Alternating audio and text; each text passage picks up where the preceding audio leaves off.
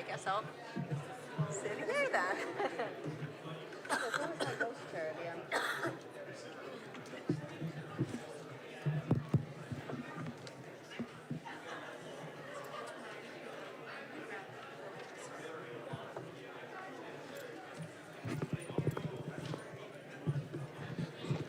So we're going to go ahead and get started.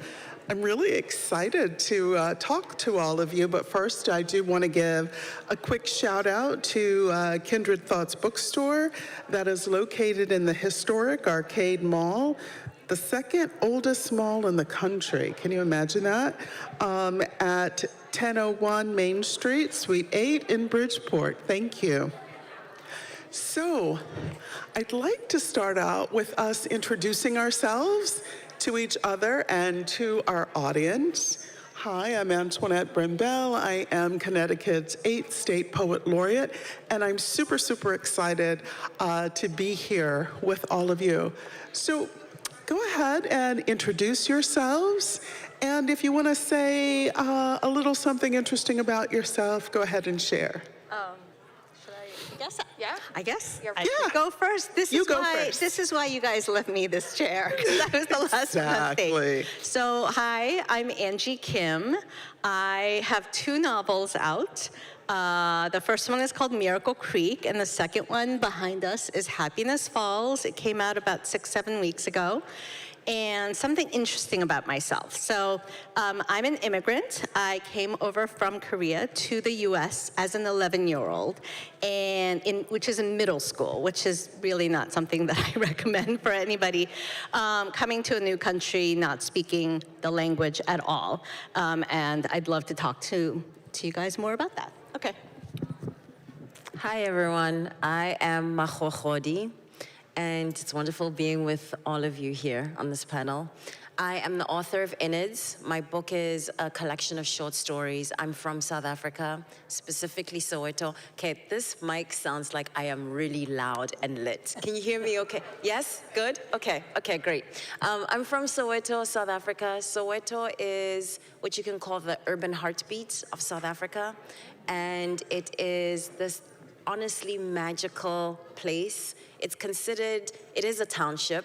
South Africa is deeply segregated, and Soweto is a little bit of our Harlem mixed in with a little bit of like the boogie down Bronx, like the cool parts of the Bronx, and maybe a little bit of Connecticut's, I don't know.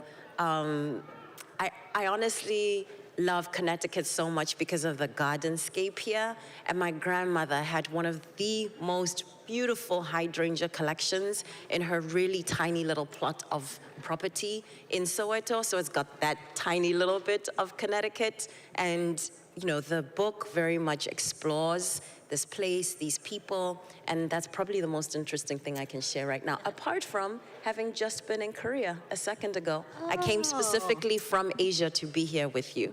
So, I love that. So you've probably been there a lot more recently than I have, because I haven't been able to go back, which is another interesting thing. But Hi, I'm Cassandra Kaw. By day, I work in video games. By night, I write books, short stories, whatever people pay me money to do.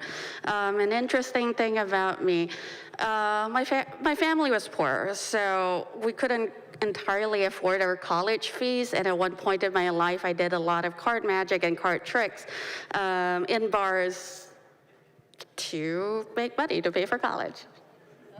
That is really interesting. Hi, I'm LaQuette. I'm the author of Vanessa Jarrett's Got a Man. I am from Brooklyn, New York, and currently residing in the Pocono Mountains, which is, we were just talking about, is a total experience. Thank you so much. So let's go down the aisle again, and I'm going to ask you if you think geography is identity, and if so, what happens when multiple geographies collide in one person? yeah, and insofar as geography is not just, the place where you are currently, but all of the things surrounding that. culture, especially language for me, those, and not just language in terms of English or, Korean, but, even accents and idioms and things like that. To me, it very much is. And it's interesting that you asked the question about the collision, because so Happiness Falls, my latest novel, it is about a biracial Korean-American family. And so in this one family that currently resides in Northern Virginia, but they have also lived in Korea, they are confronting sort of their assumptions about each other, even though they know each other, as well as sort of their relationships with each other, especially their youngest member, who is a 14-year-old young man, their youngest boy who has a disability. He can't speak because he has a genetic disorder. So it's not just in terms of geography as far as your identity, but also your relationship to things like disability and the attitudes that you have about language and a person's ability to speak in a certain way that to me is such an interesting thing to explore that I wanted to explore. So yeah, I very much think so, yeah. I love this question. Is geography identical with identity? Is that the question? I don't think that it is, and I think at the same time it is. I think it's both. Yeah. I read a really interesting, very provocative essay in Sarah Ladipo Manika's latest book. It's a collection of essays, and she's in conversation with a bunch of very fascinating thinkers and writers. Among them is, he's a laureate, Nobel, not Peace Prize, but Literature Prize winner, Wole Soyinka, Nigerian writer. And he said something that completely blew my mind. He has this idea that Africa and the identity of being African is beyond the continent, right? That our Africanness is so much bigger than the geography, and that we're tethered to something beyond this land. I mean, it really, it blew the top off my mind. Like I said, I'm from South Africa, and I have such a deep relationship to this place. But to consider, who am I as an African beyond my relationship to this land? Of course, I've been in conversation with that because of the diaspora for a really long time. But I just thought, wow, this is a huge invitation to blow up this idea that you're leading with of our geography as essentially molding us, right? And it's an invitation to think about yourself as so much more than just this locus where you come from. Yes, it shaped you, but then you kind of get to shape every other place you become a part of through this initial place that shaped you. So Africa becomes Connecticut by what he's inviting us to think about. That is such a beautiful answer, Jesus. Sorry, it's true. That was a fantastic answer. I'm going to sit here for a bit. God. I think to your point, I agree. It depends on the person. For some people, geography is identity, and for others, it's not. And I think for a lot of us, especially if we're immigrants or traveling from our home country, it becomes a conversation onto ourselves as to whether or not it is. For 10 years of my life, I was a journalist, so I traveled a lot across the world. I lived in Malaysia, and I discovered very quickly on 20-hour flights, 3-4 times within a month, were doing very bad things to my circadian rhythm.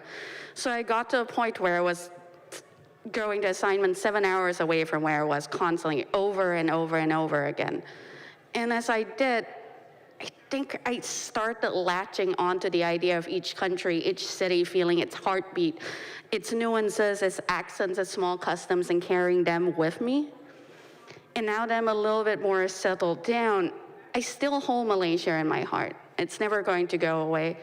But it's been 10 years and so many political upheavals. The country that lives inside my soul is a very different one that exists outside.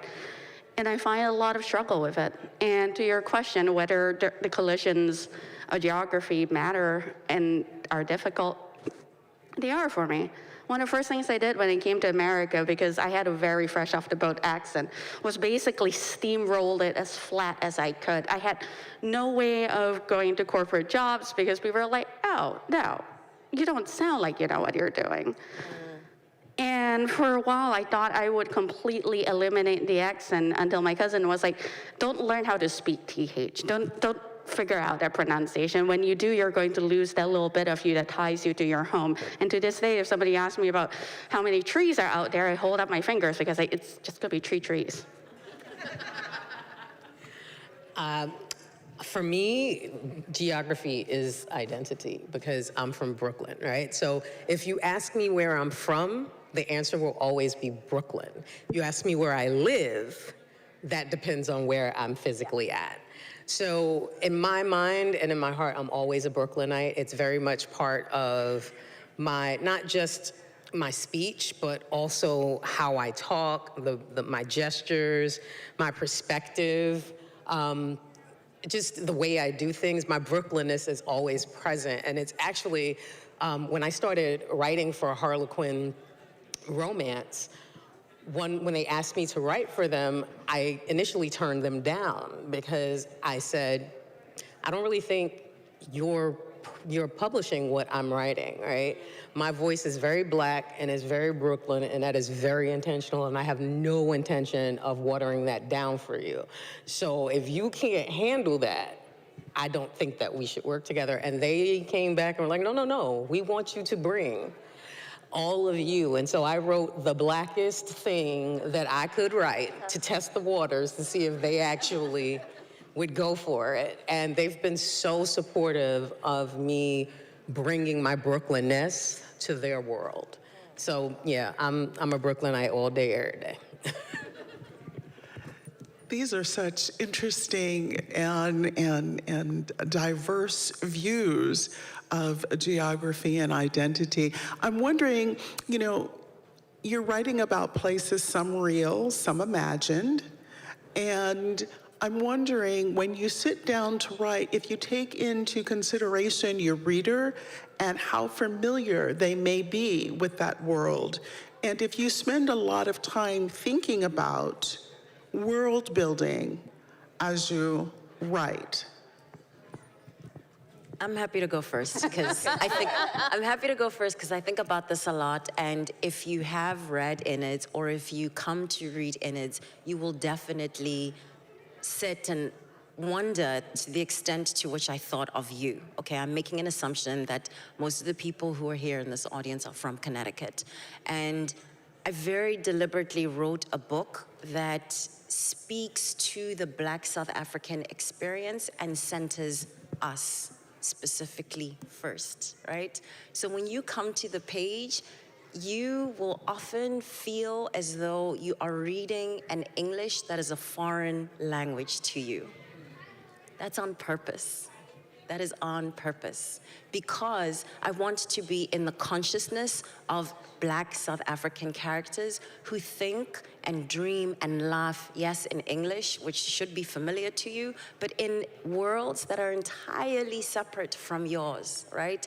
And at the same time, they're colliding with yours. So what I'm really interested in is, how do I express this consciousness as it understands itself to itself before it's interpreted and translating itself for somebody else's amusement, or assuming that somebody else is the audience, right? Like when I'm in my private space in the bathroom, enjoying 2 minutes by myself. I'm a new mom, so those are really my 2 minutes to myself. Those private thoughts, they're not filtered in any other language except for, what does Makhokhodi think is funny right now, right? Or what's amusing me, or what's worrying me. And I think about this really hard because we ask people who are considered the other to do this hard work of translating for us and making their humanity palatable to us in a way that we don't ask somebody like, say, Tolstoy, right? You've come across Leo Tolstoy. He's amazing, he's Russian, and he's writing about these characters whose inner lives are entirely different from mine as a Black South African woman from Soweto. nobody considers, hey, Leo, slow down. Is this girl in Soweto going to be able to follow what you're saying about the Muziks and the Kazakhs because she has zero understanding of your world? And yet I come to it, I slow down because there's so much French, there's so much Russian, and I find my way, like, not only I find my way in that page, but I also learn something new.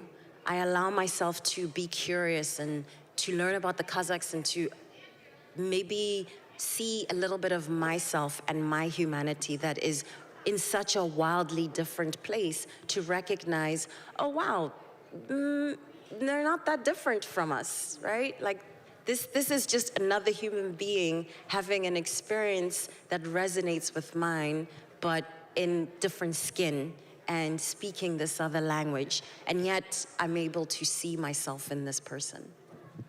Yeah, I absolutely do not. I don't consider the reader at all when I'm creating my spaces because, as you're saying, we don't ask that of white authors who are writing what is considered mainstream, right? If you're a good writer, you create enough context clues that people should be able to follow and understand. But when I'm writing to show me, my people, that when they open this book, they know that this was something that was written for them. It's available to anyone else outside of the community, and they'll understand it if they care to understand it, right? But I don't sit down thinking, will white folks understand this? Not at all. I absolutely do not. Yeah, it's really interesting because I've been thinking about all the responses, and I've thought about this question a lot, but not in terms of geography and world building, but more in terms of mindset and sort of linguistic, contextual considerations. And what I mean by that is, so in my book, there was a question of who gets to narrate this book about this family. So Happiness Falls is about a father who goes, father of a missing, of a biracial Korean American family that goes missing at the beginning of the book. And the only person who might know what happened to him is their youngest son, 14-year-old Eugene, who can't speak because he has Angelman syndrome, which is this rare genetic condition. And so the question was, who gets to narrate this? And I chose 20-year-old Mia, who is an older, very, very bossy, very pessimistic, cynical, kind of smartass, kind of annoying. And so people have asked me, like, why did you choose this annoying 20-year-old know-it-all? And my thing was, and I think it goes back to this thing of world building, in terms of mindset and in terms of her state of belief, because she's such a skeptic and because she's so hyperverbal and she so relies on language as, and she equates oral fluency, as many of us do, with intelligence. She kind of sort of thought of Eugene as not really being reachable and us not being able to communicate with him. And so by virtue of making her the narrator and having her go through the journey of discovering the assumptions that she's been making, unearthing them, and then interrogating them, and then coming to realize, oh, wait a minute, maybe I've been wrong all of this time, and there are sort of other sort of markers of humanity and intelligence other than oral fluency, that by having her going through that journey along with the reader, I think I was trying to make it sort of more accessible for the reader to go along on that journey and learn, hopefully, you know, and also question those assumptions that we have deep within us. Yeah. So 3 parts to this. First of all, the questions and the answers are making me feel incredibly raw on the inside. I think it's the first time I've ever been on a diversity panel where I'm just hurting a little bit to just listen, and it's a good experience. The second part of this, world building is really important for me in second world fantasies especially. I work in video games. So when you're doing a design document, you're doing a story, you are also providing almost a framework for the other departments. Design needs to know how things work. The environmental artists need to know how things work. Audio needs to know how voices sound like. And so I get really academic with it. And then I start with what is the mean caloric sustenance in the world and start building economies and communities on it. But for my work, I have sacrificed so much to survive this long in my life that the idea of homogenization in my writing, of creating a space for other people rather than my own words and my own experiences, just kills me on the inside. Malaysia was a spot for sex tourism, and people would just trample into the country. If you see any mention of Malaysia in the past, it was synonymous with Timbuktu. It was weird, it was exotic. No one goes there, so they can say anything they want. The movie Entrapment completely reimagined the physical landscape of Kuala Lumpur, the capital, and I still don't know why they did that. And I remember growing up, people saying, why would we need to learn the native language? Why would we need to use any language but English here? Because you guys do speak English as well, right? And with my work, I don't want that. I want a world that hasn't been trampled over by colonialism. If people want to approach it kindly and curiously, go ahead. If you do not want, there are other books. There's 7 billion people in the world. I'm going to find my audience somewhere. It does not have to be everyone. My agent, however, is sometimes very sad about this. She'll be all right. For anyone in the audience who didn't hear that, the Brooklynite on the panel. My response was, she'll be all right. She'll get over it. Wow. Yeah, that's pretty intense. So I'm wondering if in your work you ever think of, address, play with, or play against stereotypes. Oh, all the time. I purposely write to not perpetuate stereotypes. I have received a lot of reviews, usually from non-melanated people, that say, I couldn't really connect to these characters. I didn't really understand. And what that's code for is I didn't write Black people in the way that they know Black people from media, right?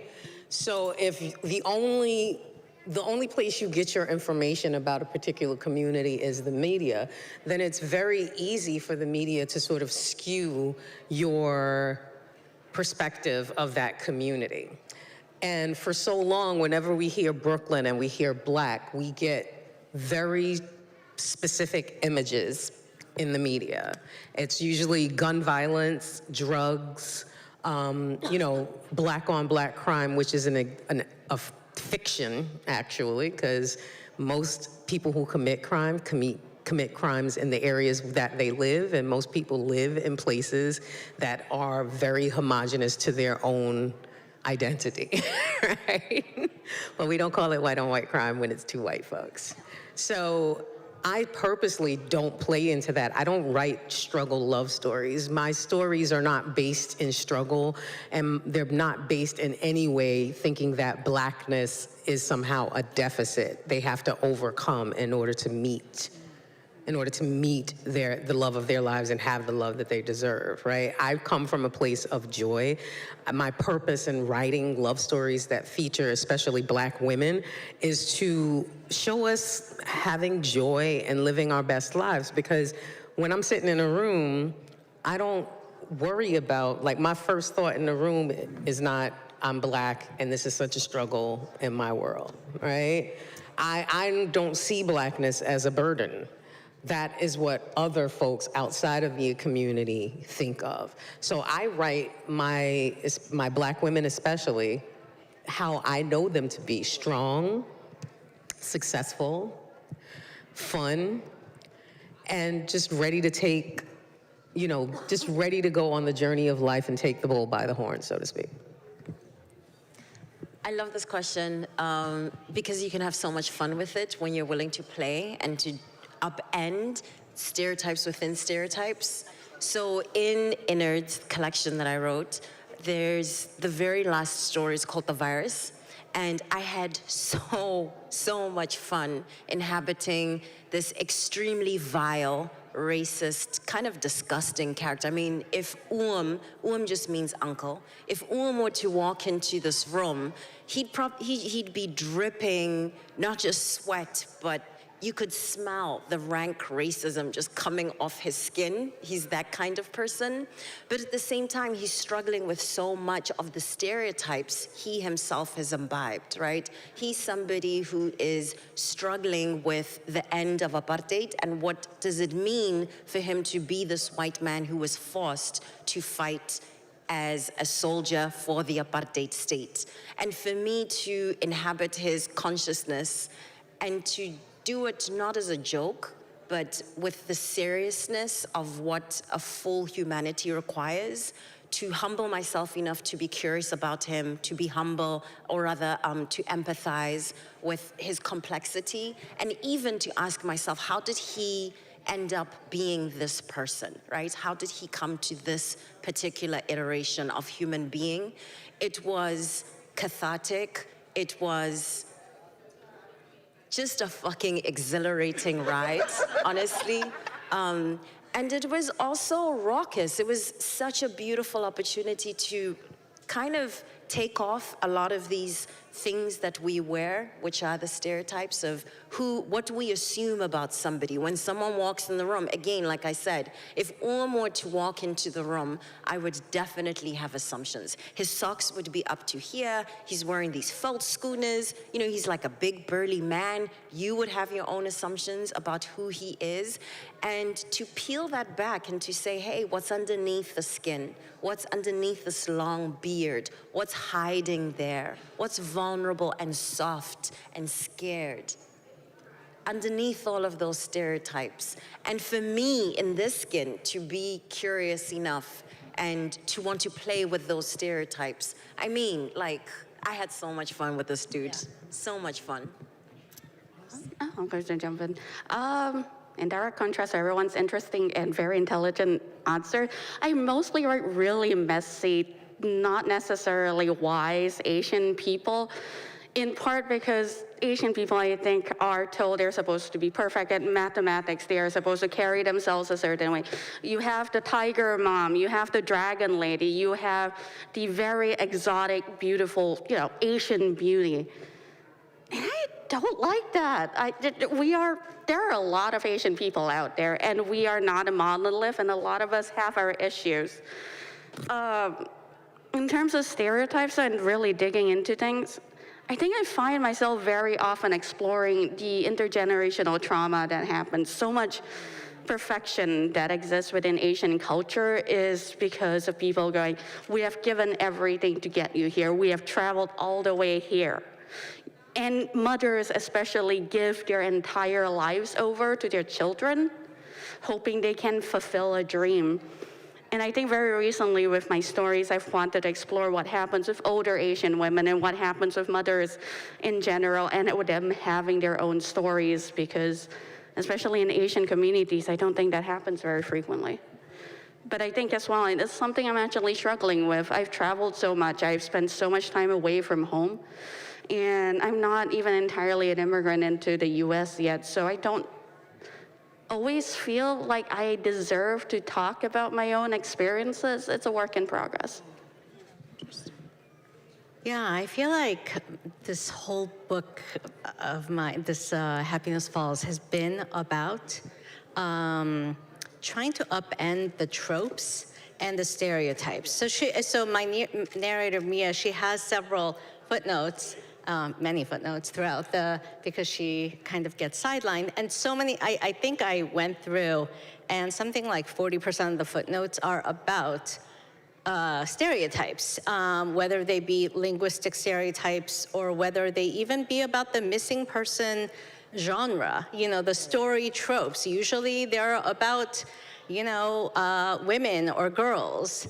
And here it's actually a man, and not just a man, but a stay-at-home father who actually goes missing. And what does that entail about the sort of genre of, trying to investigate and what the police assume? There's a lot in this novel about heuristics, which are the mental shortcuts that we use to, get through life. We use race, we use gender, we use language, proficiency. We use so many of the things that are visible on the outside as proxies for so many things, right? Criminal intent, intelligence, beauty, what geography you're from, what country you're from, all of those things. And so using that to sort of question how we think and how we relate to each other again. And so that's something that I had a lot of fun with, especially in the footnote format, like doing a lot of quizzes, like, let's pause for a second here. Do you think that, when you hear the word broken English, have we ever heard that with respect to French people who have a really thick accent? No, I've only heard it used with, Asians and Africans, right? Like the browns and the blacks. Yes, exactly. And so you're just like, why is that? Why is, so those types of little quizzes throughout that make it fun. So I think you're right. I think we who have been sort of thinking about stereotypes for so long, we are having fun with that and trying to question that and sort of saying, let's question it in yourselves, like in us too, So let's talk about genre, because you're working through a lot of different genres, and maybe in genres that certain ethnicities are not expected to be in, right? So talk to me about choosing your genre and then finding yourself and your writing and your characters within that genre. I don't think I chose my genre. I think my genre chose me. So I grew up being, my mom went to work and I stayed with my grandma. So there was no daycare. We were too poor for all that. But grandma was daycare. And what that meant was from the hours of 12:30 to 4 p.m., grandma was watching her stories. And if grandma was watching her stories, you too were watching her stories, because she didn't want you interrupting her. So I grew up learning storytelling from soap operas like Loving, All My Children, One Life to Live, and General Hospital. Right. And then when as an adult, I started watching Young and the Restless and Young and the Restless. Bold and the Beautiful. Yes, and Bold and the Beautiful. Yes. So I just really fell in love with that. And I think what made me want to write it was there was a character. They had decided to bring black folks onto General Hospital.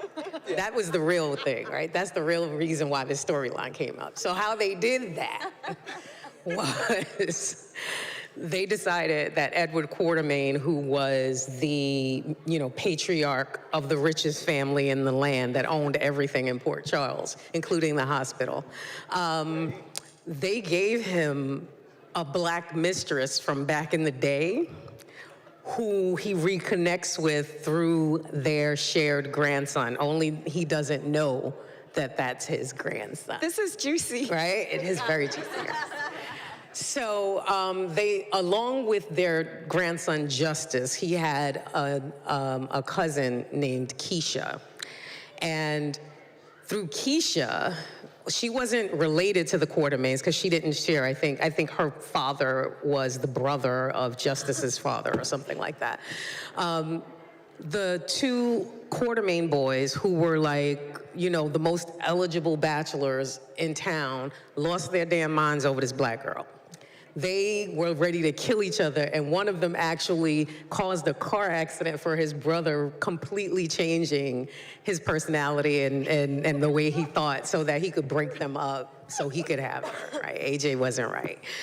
But I had never seen like a Black woman centered in a storyline like this in all these years of soap operas. And I was just like, yes, everyone should love us. That is absolutely correct. But the problem was when I started reading romance, that wasn't present.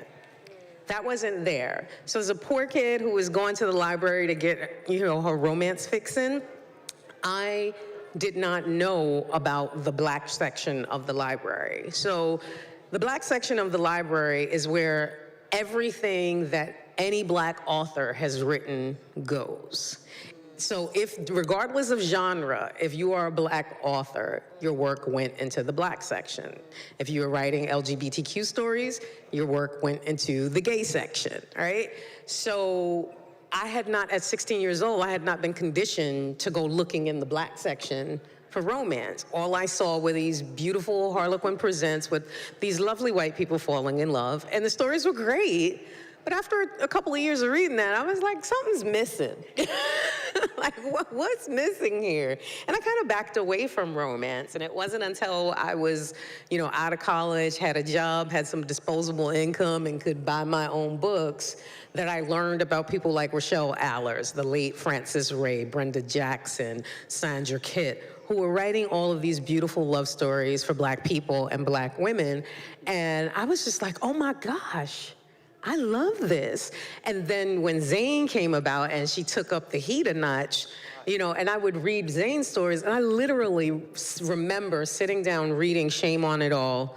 And I was just like, I have witnessed this conversation between my mama and her sisters. Like, this is my aunties and my mama in this book, right? And it felt so amazing to be able to connect like that in a way that I hadn't previously been able to do reading Harlequin romances. So I decided, I gotta do this. Like, if only to see these stories from my perspective. I wanna see Black curvy chicks from Brooklyn getting their love on too. Like, I want that. And if publishing won't give that to me, I'll give it to myself. And that's pretty much how I ended up writing romance. I adore that. I'm just really happy with the answer. It was wonderful. I think I'm like you in a way that my genre found me as well. I grew up in Malaysia, and there was a writer from, I think about 10 years back or so, who said, there are more ghosts in Malaysia than there are people. And he's not entirely wrong, a bit racist about it, but not entirely wrong. In Malaysia, every year in August, we celebrate what it's called a Hungry Ghost Festival. And it's believed that for an entire month, the dead are allowed to return to the world. They can visit, occasionally do terrible things, but it's just a thing that happens. And what was really interesting, that what has stuck with me for almost 40 years, is every neighborhood would erect these massive stages. And people would do variety shows on them. And there would be a line of chairs in the front that would be red. You could not sit there, but you're welcome to sit anywhere else. But the thing is, the shows went on forever. It would be 4 a.m. in the morning, and you would still see people singing and dancing and talking to an audience that wasn't there. Because they believed the ghosts returned to watch. And they were like, well, if our ancestors are here, they deserve entertainment. They can't switch channels anymore. And every home, everyone I knew had a ghost story of their own. Everyone had their own mythos. I grew up with so much of the supernatural, both in media and in interaction with other people. It just stuck. I have tried to write things that have no ghosts or horror or supernatural, but they leak in. They can be data ghosts for all I care, and they still show up. And yeah, the genre just chose me. It stayed. I'm going to be haunted by it forever. Pun definitely intended. I don't think that you read a book wondering about the genre that's in your hand. I think you read a book and you fall in love with the story, right?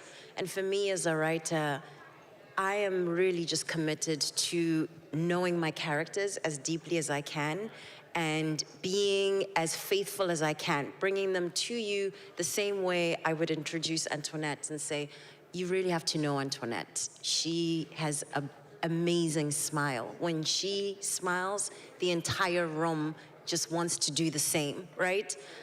For me, that's really the conversation that I'm most interested in having with my readers.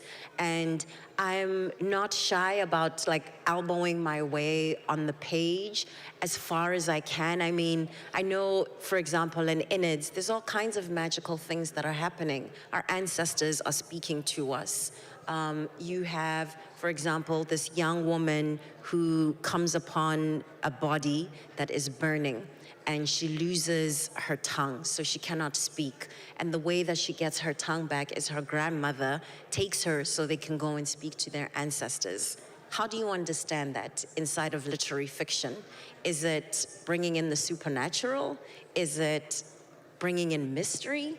I don't know. I don't care to know. All I want to do is tell you the story that is true to this human being and hope you resonate with her in the same way that you would with another human who was sitting down and telling you over coffee, hey, this wild thing happened to me when I was 6 years old. I saw this body completely fucking traumatized me. I couldn't speak. And then my grandmother found a way to pull me back into this world.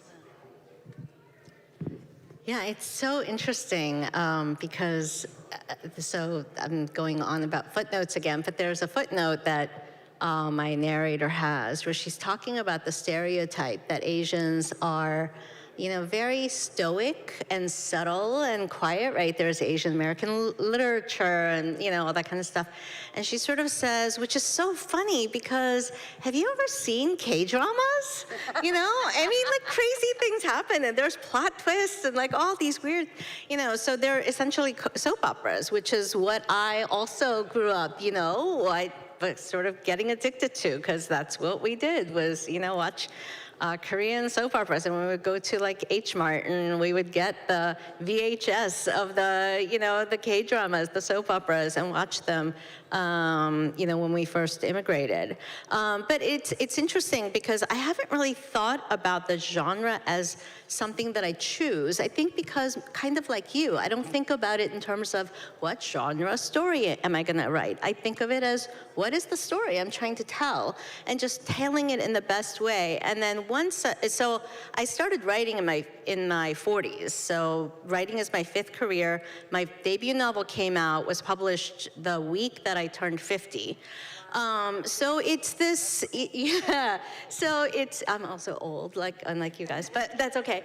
And what's been interesting about that is that when I started writing my, you know, debut novel, I sort of thought of the story, not knowing this publishing, you know, thing about, oh, it has to have a genre.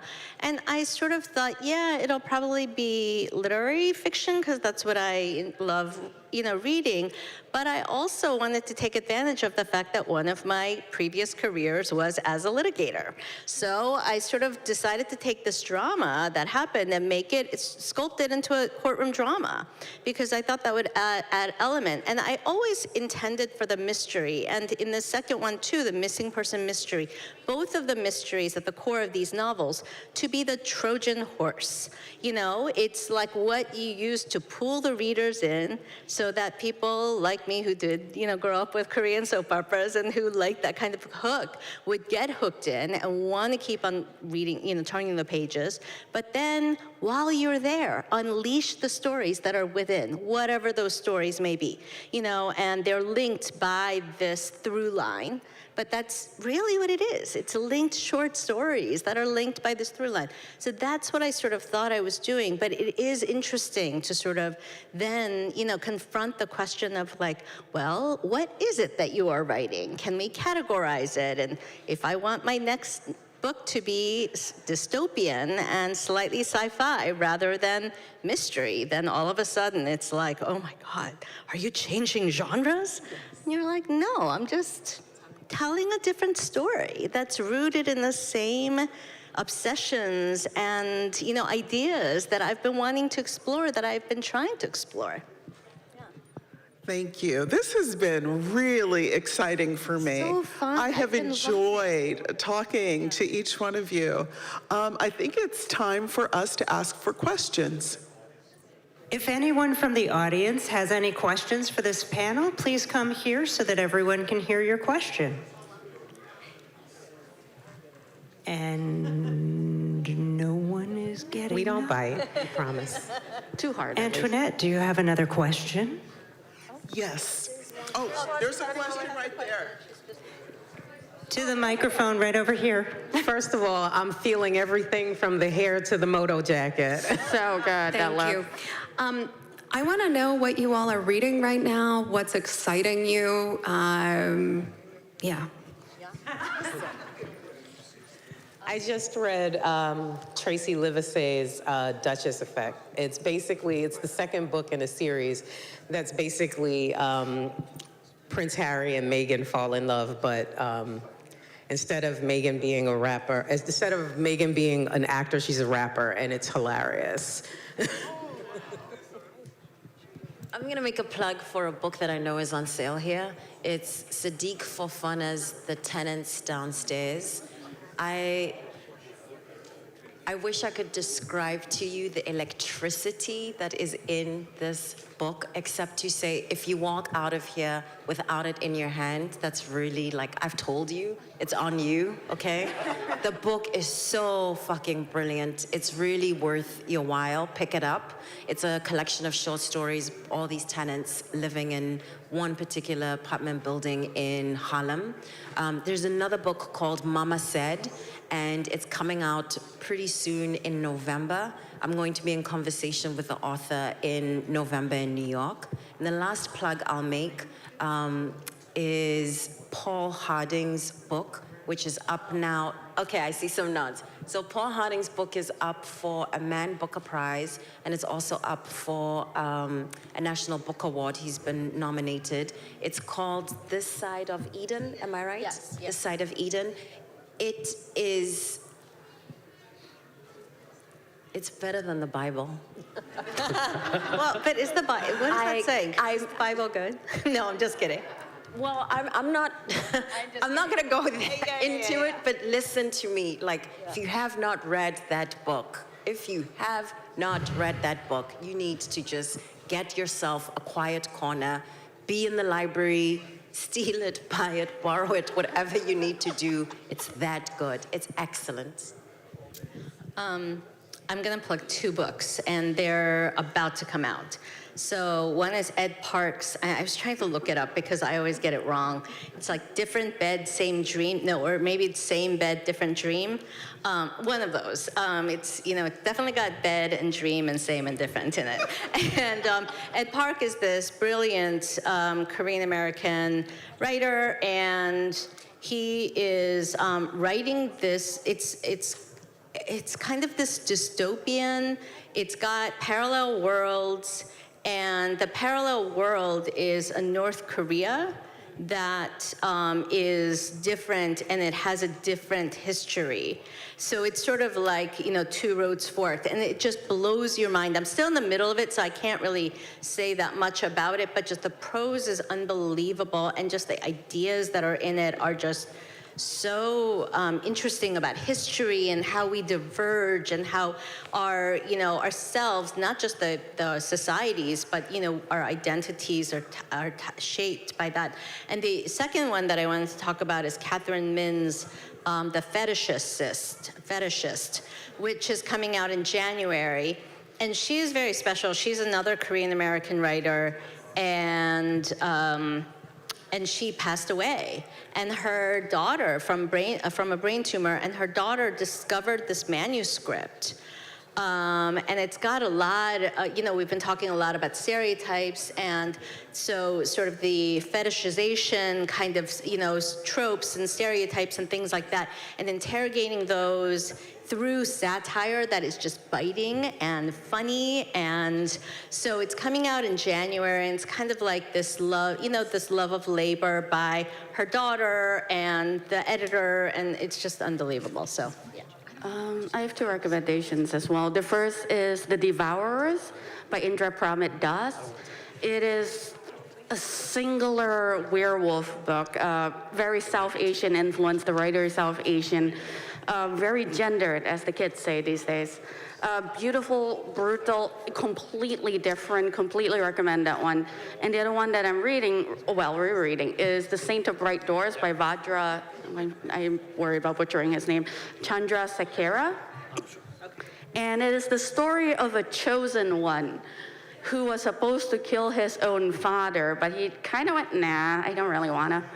And he ends up in this gorgeously done sci-fantasy world with technology and the most unique magic systems, and ends up in a support group for chosen ones who flunk out unchosen ones. And a variety of other things while still dealing with the politics of the fact that his father is a very popular religious figure. It's so intricate. I think I've read it twice now, and this is my third reread, just so I can understand the whole of it. I love those two books so much. Wow.